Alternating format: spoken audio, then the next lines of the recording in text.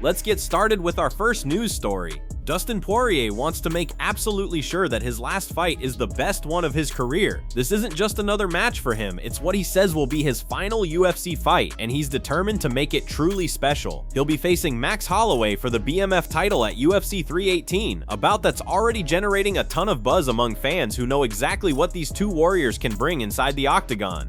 Speaking on the Fitz Take podcast, Dustin opened up about what this fight means to him and why he's doing everything he can to make sure this is the one people remember. He wasn't shy about sharing just how focused he is this time around. He talked about getting into the right mindset for this last battle, explaining that he's trying to do everything right, not that he didn't before, but this time he's going the extra mile.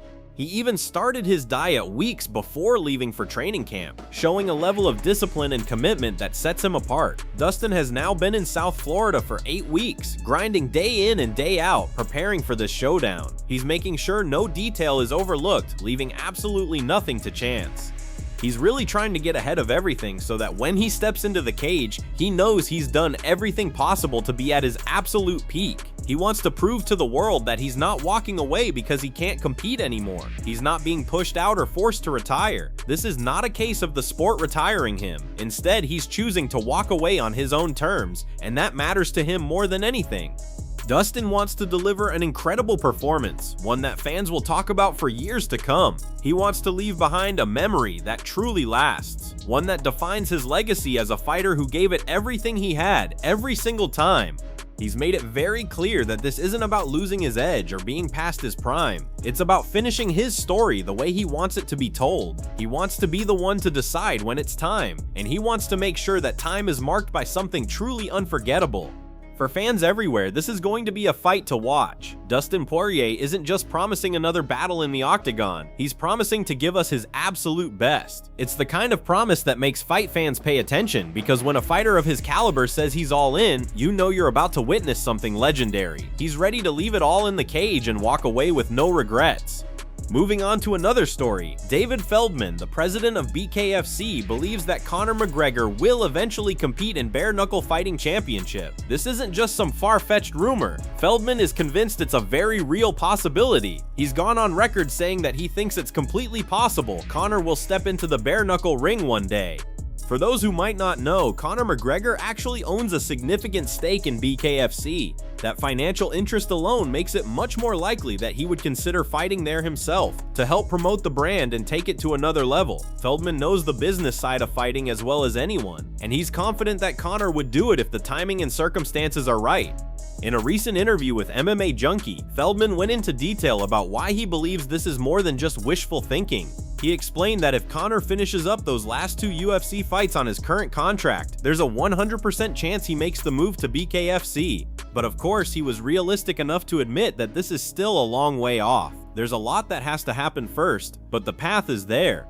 Feldman also talked about how he's seen a different Conor McGregor lately. He described Conor as a man who's become more focused, someone who wants to take care of his family even better than before. He knows there are different sides to Conor. On one hand, there's the showman, the master of media stunts who loves the spotlight. But on the other hand, there's the serious competitor who lives for training and truly respects the craft. Feldman says he knows exactly which version of Conor he's getting right now, the focused, determined fighter. He also opened up about what it's like to actually work with someone as big and complex as Conor McGregor. Feldman admitted that working with Conor can be incredibly challenging if you don't understand him, but he claims he understands Conor 100%. They know what each other is good at, and they bounce off each other really well. That kind of mutual respect and understanding is rare in the fight business, especially with personalities as big as Conor's. Feldman said that if you have an ego, if you're not willing to adapt, you simply won't get along with Conor McGregor. But he doesn't see that as a problem for himself. He doesn't care about petty disputes or power plays. He just wants to see BKFC grow and reach the very top of the combat sports world, and he believes Conor is a big part of making that happen. Feldman is convinced that having Conor fight in BKFC would skyrocket the brand's value and dramatically increase Conor's own equity in the company. It's a smart move both from a business perspective and from a promotional standpoint. And honestly, why wouldn't Conor do it? It's exactly the kind of massive attention-grabbing move that only someone like Conor McGregor could pull off and make into an unforgettable event. Now let's move to another story. Jon Jones has responded to Daniel Cormier, who recently said that Jones quit by retiring. DC didn't hold back at all. He said straight up, Jon quit, arguing he was just calling it what it is. Cormier explained on his YouTube channel that back when they were fighting, Jones used to say, "I'll see you in the octagon as a 38-year-old man while I'm just entering my prime." Now, according to DC, those exact words apply in reverse. DC argued that when faced with the same situation, Jones chose to say, "I'm out, I'm not doing it." That's why Cormier called it quitting. He did acknowledge that Jones knows his own body better than anyone, so maybe stepping away was a smart move, but he also suggested these decisions are hard. Jones didn't rush it. He took his time before finally admitting he didn't want that fight. Cormier also pointed out that Jones and Stipe fought while there was an interim champion waiting. He fought a man who hadn't been active for 3 years. If Jones had walked away then, DC said it would have been the perfect ending. Instead, Jones waited too long, complicating his legacy. DC even said if he were in Jones's shoes, even if it was scary, he would have already fought Tom Aspinall. That, according to Cormier, is the real difference in their mindsets. But of course, Jon Jones wasn't going to let that slide. He fired back on X. When one user wrote, "DC says you're a quitter," Jones replied, "Sometimes you gotta know when to quit. Sometimes you gotta know when to let things go. We should be constantly evolving. Quitting certain things could be the best decision a person ever made." When someone else accused him of ducking Tom Aspinall, Jones shot back, "Choosing when to attack and where you want the battlefield to be is not ducking, my friend." He also wrote, "It's always entertaining watching the naysayers act like they've got me figured out. They forgot this isn't checkers, it's chess. You don't get this far in the game moving without purpose." It's classic Jon Jones, never backing down, always finding a way to reframe the conversation, showing he's still thinking several moves ahead. And speaking of Jon Jones, Dana White has confirmed that Jones is officially back. In his latest appearance on the Full Send podcast, Dana revealed Jones is back in the UATOA testing pool and officially out of retirement. He's got his sights set on something truly massive, a UFC event at the White House scheduled for July 4th, 2026. Imagine that, an American icon fighting in front of the most iconic backdrop possible. Jones himself admitted he doesn't know yet if he'll fight Tom Aspinall or someone else at that event, but he knows he's found his reason to fight again. But that's not all, Dana teased. When asked about Ilia Topuria versus Paddy Pimblett, he redirected and dropped a major hint: Ilia versus Islam Makhachev. Dana said if Islam wins the 170 title, a fight between him and Ilia would be absolutely massive. Spain and Georgia versus Dagestan, striking versus wrestling. It's not just a fantasy anymore, it's closer than ever. Dana made it clear everyone wants to fight on this historic White House card. He even talked about the dream main event being a Spinal versus Jones, and didn't rule out the possibility of McGregor and Jones fighting on the same card. It could become one of the biggest events in UFC history, a true super fight showcase that has the whole world watching. Now let's move to another big topic. Daniel Cormier recently addressed the swirling rumors about Khamzat Chimaev being injured and potentially missing UFC 319. DC wasted no time shutting those rumors down quickly and decisively, wanting to make it absolutely clear to fans what's really going on. He explained that he personally saw Khamzat training and confirmed there's nothing wrong with him. According to DC, there's no question that Khamzat is healthy and putting in the work. He reminded everyone that UFC 319 is set to take place in Chicago, with Khamzat scheduled to fight Dricus du Plessis for the middleweight title, a matchup that has everyone talking. Not even a month ago, these injury rumors really picked up steam. People started speculating that Khamzat might not make it to the octagon, that he was dealing with something serious enough to pull him from the fight. DC dismissed all of that as absolute nonsense. He made it clear that there's no truth to those stories, and he has first-hand proof. Cormier described actually seeing Khamzat working with Coach Calvita in a garage gym out in Los Angeles. According to DC, if you're training with Coach Calvita, you are not injured. That's because Calvita is known for pushing his athletes to their absolute limits. He doesn't take it easy on anyone. DC explained that Calvita's training breaks you down both mentally and physically. It tests you in ways few coaches can. If Khamzat was dealing with any real injury, there's no way he'd be able to keep up with that level of intensity. You can't fake your way through those sessions. You either survive them because you're healthy, or you can't do them at all. Cormier also pointed out something important about Khamzat's fighting style. He said that if Khamzat struggles anywhere, it's typically in the longer, grueling fights that test your cardio and mental toughness, just like we saw in that war with Gilbert Burns, or the kind of challenges Kamaru Usman is famous for. But with Coach Calvita in his corner, DC is confident Khamzat will be ready for anything du Plessis brings to the table. He did, however, caution fans and analysts not to look past Darius Duplessis. DC emphasized that people have a bad habit of underestimating him.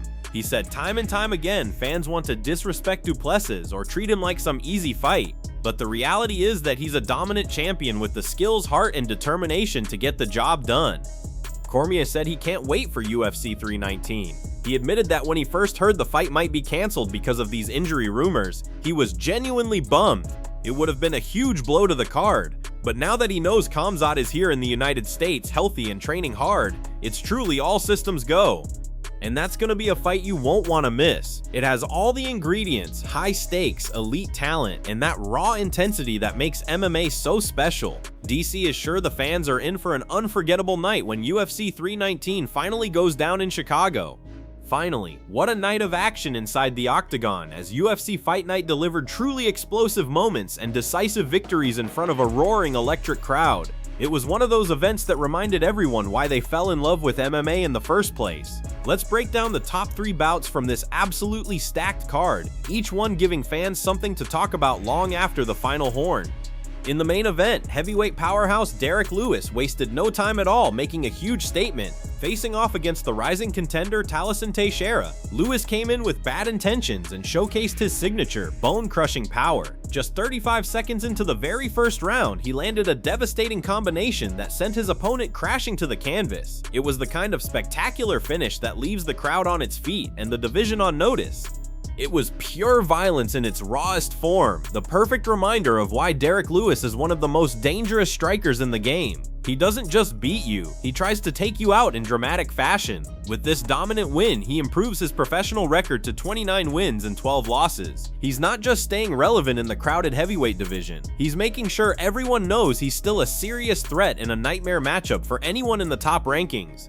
Moving on to the co-main event, fans were treated to a high-level welterweight clash between the veteran Stephen Thompson and Brazil's dangerous prospect Gabriel Bonfim. Thompson, known for his calculated striking and trademark karate style, put on a masterful performance. Over 3 technical rounds, he controlled the tempo beautifully, keeping Bonfim at bay with precise kicks and sharp counters that made it nearly impossible for his opponent to get comfortable. Thompson's showing was nothing short of a masterclass in distance management and timing. Every exchange reminded viewers why he's long been one of the most respected tacticians in the sport. In the end, he earned a clear, unanimous decision victory, marking his 17th career win and proving once again why he's a legendary figure in the welterweight division who can still hang with the best.